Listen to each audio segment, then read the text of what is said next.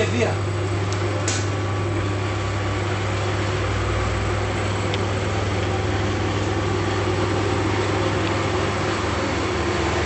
Λοιπόν, ρίχνουμε τα καρύδια μας.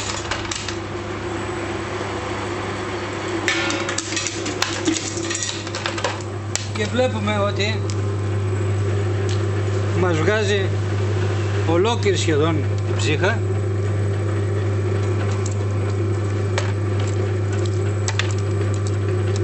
Τώρα βέβαια θα έχει σπασμένα μέσα, αλλά κανένας παστήρας δεν βγάζει.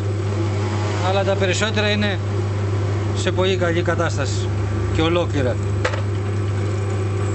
Τα αμύγδαλα ρυθμίζουμε